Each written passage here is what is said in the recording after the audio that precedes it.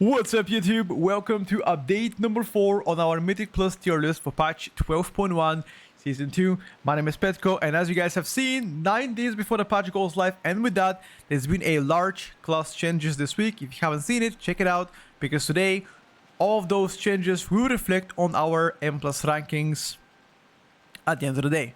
One small disclaimer before we start, there should be one more class changes before the patch. And based on this, we're gonna make our final list before the season comes out.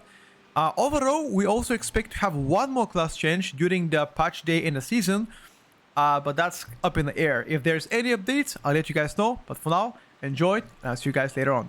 Devastation Evoker is absolutely horrendous. I have no idea why, but they buffed Kill Commander while nerfing Flame Shaper. Or in general, the changes they've done, I'm gonna summarize you. The changes they've done to Devastation Evoker were like positive for rating and negative for Mythic Plus. In a sense, what I'm trying to tell you is Devastation Evoker is in a gutter. You are probably better to play double Bloody Cape or double tank. I kid you not, that's how bad it is. Yeah, I just don't see any reason playing this spec. I would not even consider doing my 10s with it, and that's about it. That's just it shows the negligence that Devastation Evoker have seen for the past 2 months.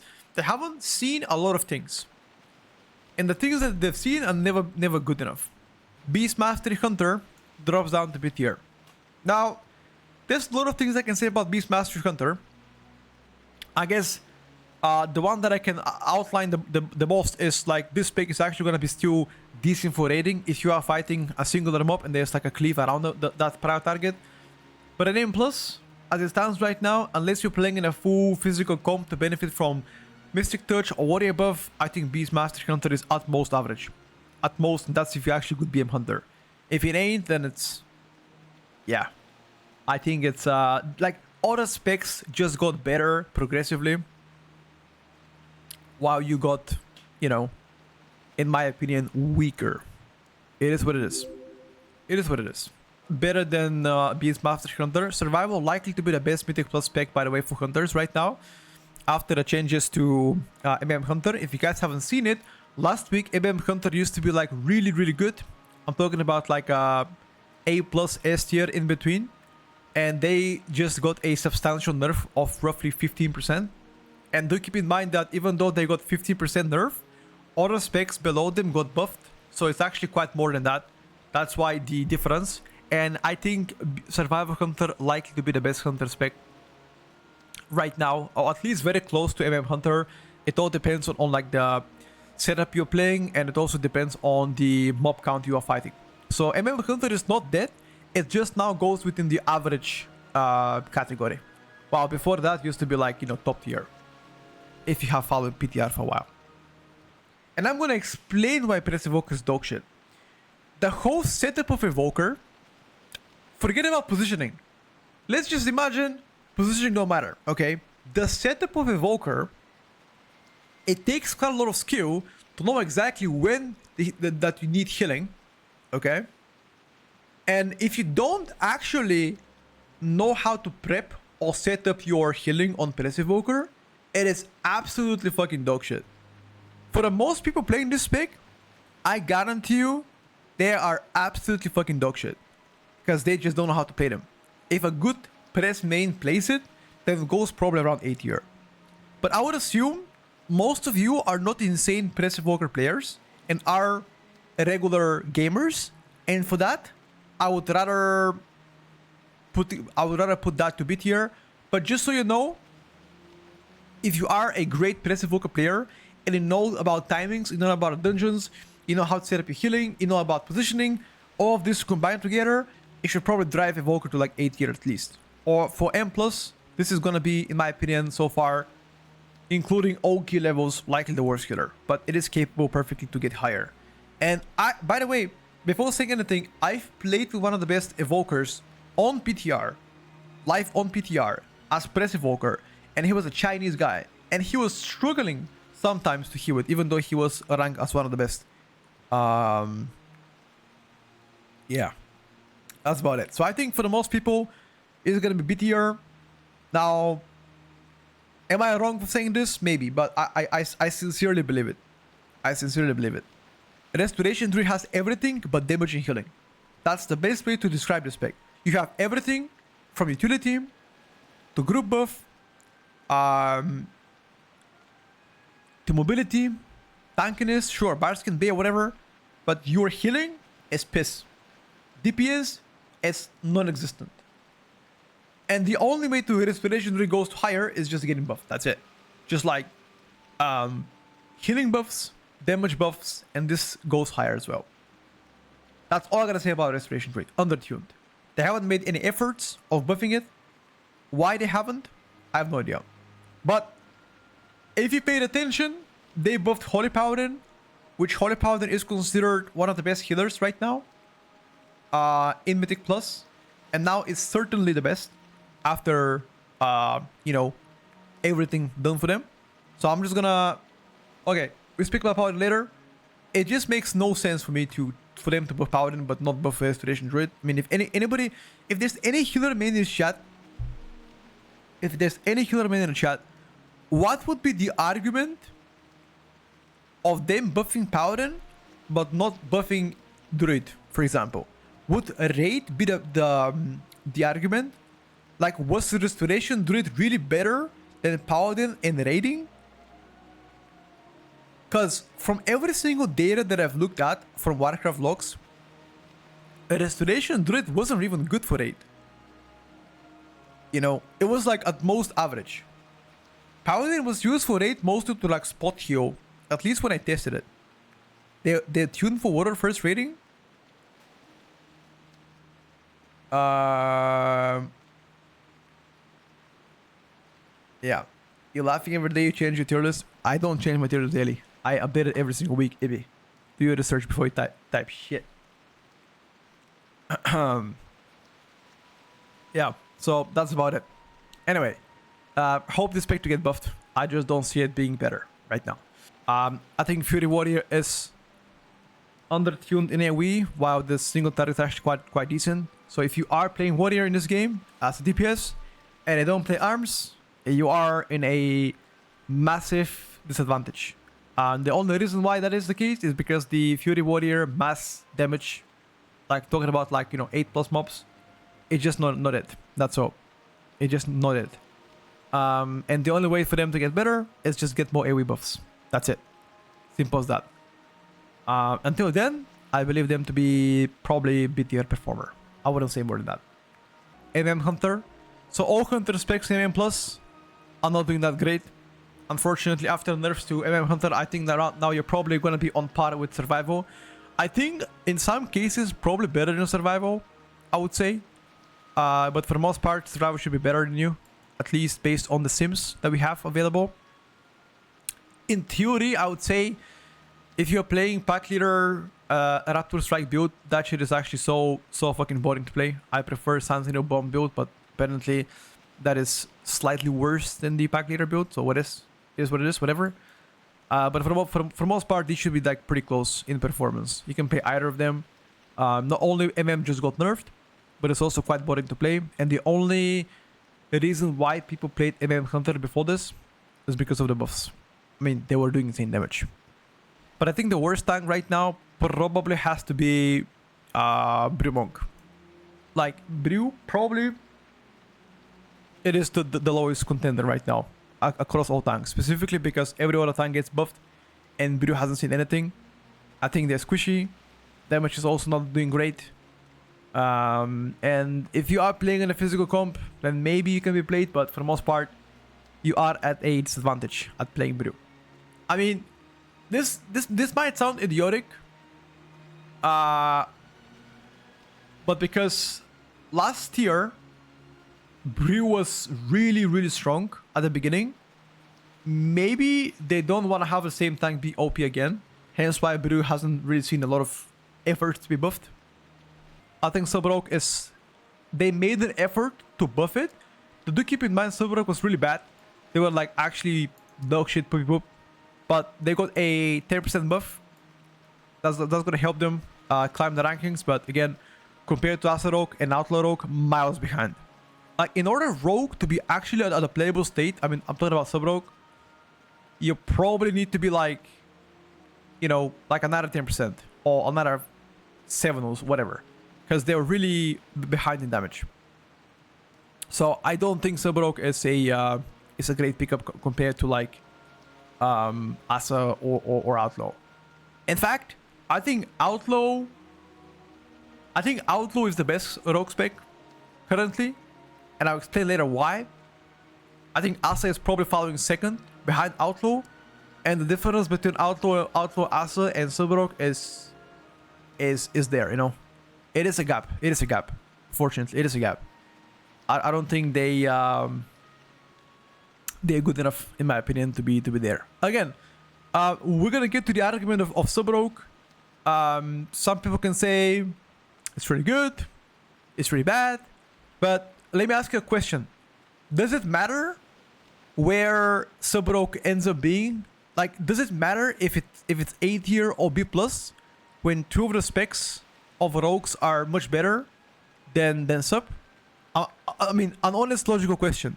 Does it matter where your spec is going to end up being from A to B plus if the rest two specs are significantly better than you are? It probably doesn't, you know. It probably means absolutely nothing.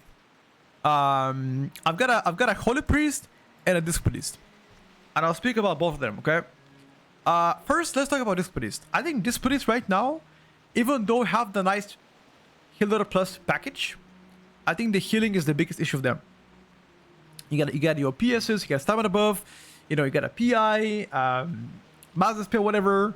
But every time that there is a heavy HPS encounter, it's the only time that I've seen you struggle. Every single time that I've played with them, they're struggling. On top of this, there are a lot of poisons next season, and this priest cannot dispel poisons. They can't dispel curses either, in case there are any. There are some though, but a lot of poisons for sure. Continuous, like a prior target healing as well. Yes, a lot of bleeds on different targets next season, and this priest is where they struggle the most from like prior target spot heal for like the you know, the past 5 seconds, right? Moving forward, chat. Let's finalize it. Holy Priest. I think Holy Priest, after the second rounds of buffs, even though just like this priest, they're gonna struggle with lack of poison spell, for the most part, you're gonna be actually a good casual killer. If you are playing casual level keys, should be fine. You'll be able to heal pretty much most of the stuff, especially raw damage. Holy Priest should be fine for the most part, as I already said. Mana issues at times could be present, but just so Disc Priest as well, they have mana issues as well. I think just other healers are built better for next season. They're structured better and do things better than you. I don't think any sort of buffs will help Holy Priest become S tier unless those are substantial. You know, for the most part, it should still be like an average pickup. Like Restoration Druid toolkit is a lot better than this toolkit for next season. They just don't do enough healing. If they do better healing, then I think this should be better. But for now, I would say leave them there. And we're gonna speak about it later. Frost Mage, I believe is also a B plus tier performer. Not looking great for M+, mostly average for the most part. If you are playing raid, this is probably a lot better for raid. So if you are maining Frost Mage and you want to focus on raiding more and just want to play casual M+ keys, Frost might be just be for you. Especially on 2 targets, Frost gonna cook for the most part. If you are playing in M+, better play Arcane. I mean, the difference between Arcane and Frost is significant. So they just notice it. That's about B plus tier, chat. I think Mistweaver goes there. Mistweaver hasn't really seen anything. I think for the most part, they've only really been nerfed continuously to the point where healing right now is the biggest issue for them. They do good damage. They have poison dispel. They actually can have the toolkit to battle majority of the encounters in Mythic Plus. They can fit well in a physical comp, but right now there's a lot of good melees and physical damage dealers that do good damage. Unfortunately, the healing is just bad. Okay, that's about it. That is the only reason why Mistweaver is in the A tier. If they get better healing or more buffs in healing, then they're gonna go A plus tier. maybe even S. It all depends on how much healing they get buffed at. Their Mythic Plus performance is entirely depending on the amount of healing they actually will get. We'll see. Vengeance DH, Prot Warrior. Those are the 8 tier tanks. First for the Vengeance DH, I believe currently their biggest issue is not the damage, they do good damage, is the durability.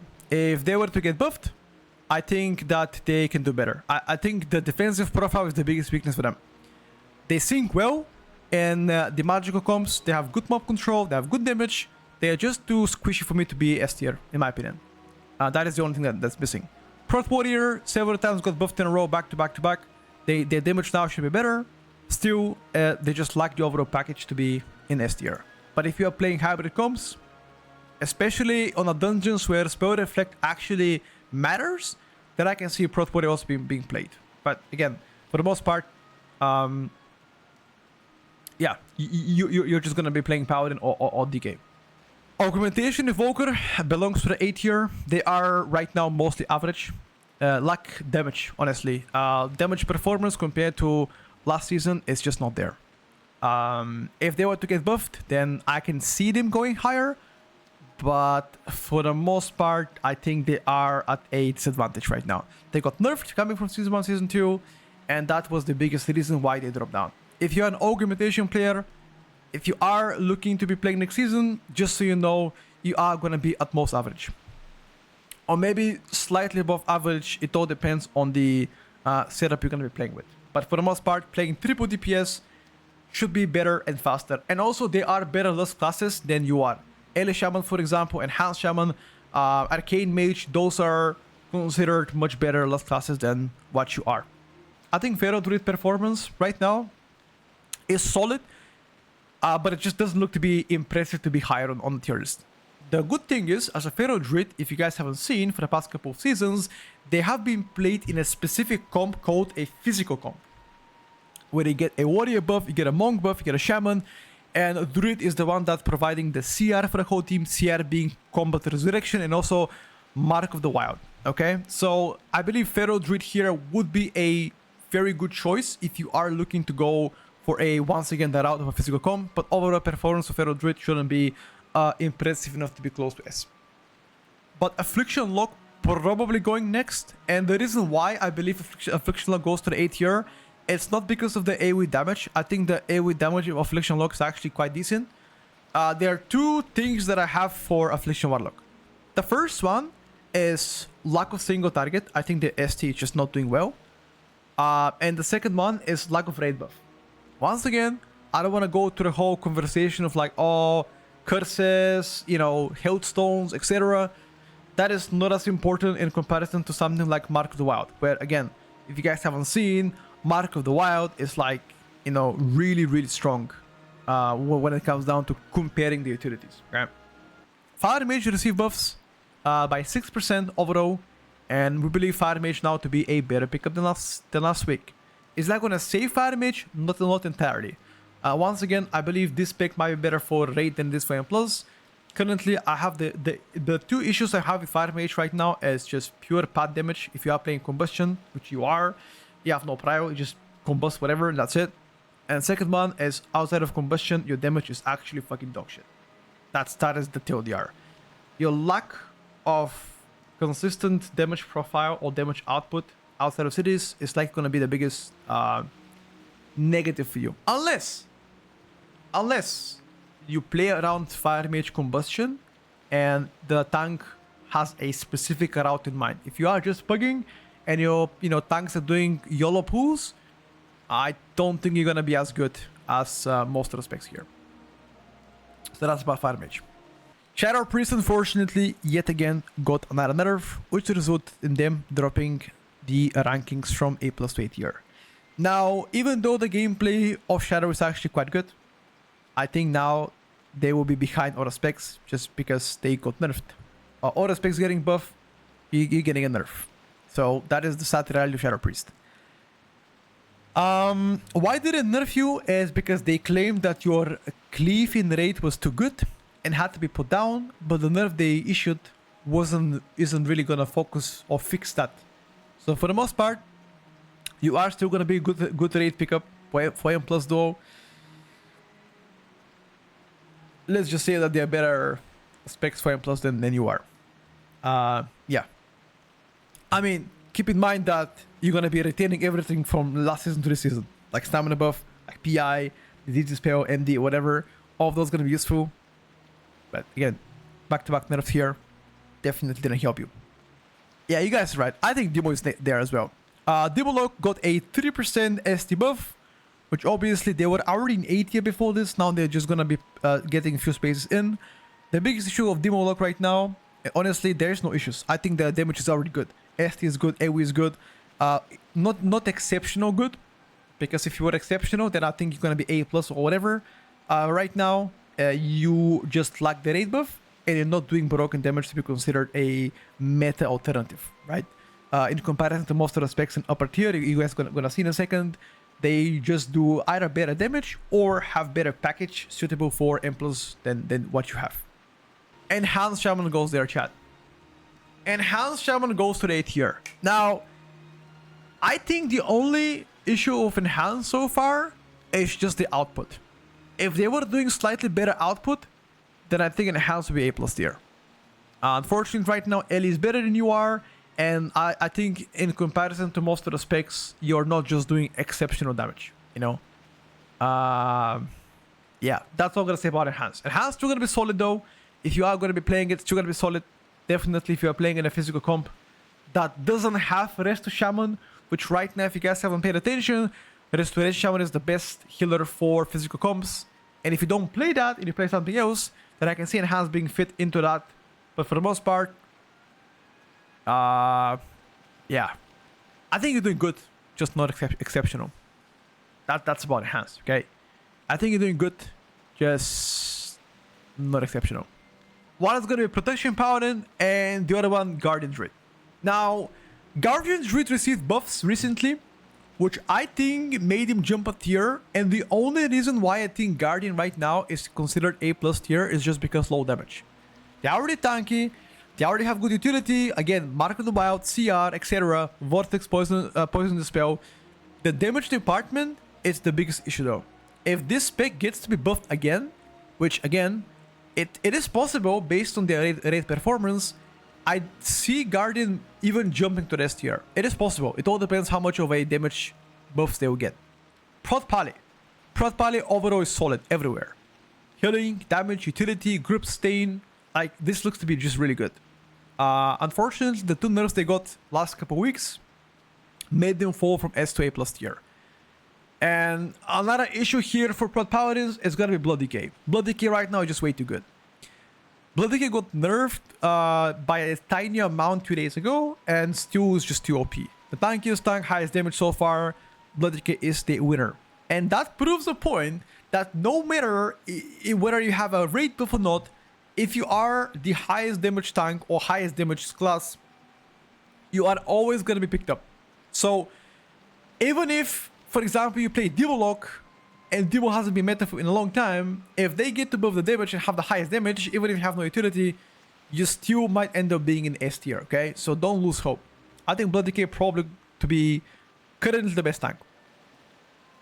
The question would be, is that spec going to be nerfed again? That is the question. Is that spec going to be nerfed again? Devourer DH. Dude, now let me explain why I think Devourer is the worst into the A+ tier. Hold up. Let me tell you why. First of all, Devourer got 2 nerfs back to back. Okay? And those nerfs, even the last one, was impactful. I believe last one was like 5.1% AoE, or like in general a nerf, which is, in my opinion, substantial. Hence why their performance goes down. If you are playing collapsing star build, that should still give you a good mass AoE damage, but the ST would struggle. If you play the auto build, which is the physical void cleave, Void Scar. If you are playing Void Scar, you get better single target, but then worse AoE. So a matter of fact is, I think Devourer right now after the second rounds of nerfs is just doing well, like above average performer, but in my opinion, worse than Havoc. And based on the other specs that fit S tier and alternative S, I think Havoc might be a better pickup than Devourer for the most part. And I'll explain later why I think that is the case. Havoc. Havoc got buffed. It went from A to A+. Improvement. Overall, they're looking to be a solid performer for Mythic Plus. Especially given the fact that you can actually play this spec in a hybrid comps, physical comps, and even range comps. Okay? Exceptional AoE damage. The ST part is a little bit sussy for the most part. If you are playing Eldraki Reaver, or sorry, if you are playing Eldraki, which right now is a bit more of an orthodox build, you are going to be getting nice prior damage. But if you don't, Felskar just doesn't have it. I think it's still going to be solid. It's just not looking to be exceptional. So that's why A+ tier. It got buffed, it got better, it has good damage, has good utility. It's just not exceptional, okay? That's what I'm gonna say. Good, but not exceptional. That's gonna be Unholy. Unholy still remains a good position, even though the changes, in my opinion, weren't really as big, whatever. They are not doing as good as last season though, which is something to always note. But they are gonna be a solid performer, because once again, sustained AoE damage and mass AoE damage Unholy is still very good. Durability of Unholy, still exceptional, no changes. Double grip is still going to be useful for the most part. You are looking that correct. So yeah, I think overall Unholy DK is looking to be great. It's just once again not exceptional. Red Paladin goes right next to Unholy. So here's the deal. A lot of Red Paladins on PTR deal subpar damage is because they're stuck on playing the old Templar build. In my opinion, based on all of the locks so far, I have performed better, and in general the locks of Herald were better than Templar. I think Retribution Paladin is looking to be very good, and the only reason that I believe Red can also be fit in the A+ comp is because physical meta or hybrid meta plays with Red Paladin. Give example last season. Last season, Red Paladin was played with Resto Shaman, with Arms Warrior, for example, and you were playing Rogue or Pharaoh or whatever you want to be. I think something similar is going to happen this season as well, where Red Paladins are going to sneak in one of those hybrid comps or physical comps, and you are going to be playing it for the most part. Speaking about healers, I don't think that should be coming as a surprise, but yes, Holy Paladin is S+ tier. If you guys haven't found out, Holy Paladin was already S tier last season. This week they got buffed by 5% healing wise, so Holy Paladin becomes even better than before. Super strong prior healing, good HPS in general. Utility of Holy Paladin, in my opinion, is actually one of the best so far. Damage department is the only reason I feel like Holy Paladin might struggle a bit. But that's about it. It's kind of a small price to pay for what they have to offer.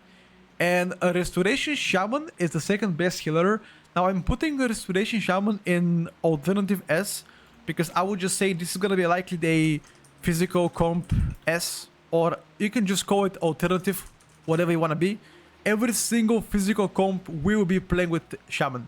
I don't think anybody pushing seriously high level keys as a physical comp is going to consider Mistweaver. Just because Shaman is just so much better. That's why I believe it's gonna be a strong contender when it comes down to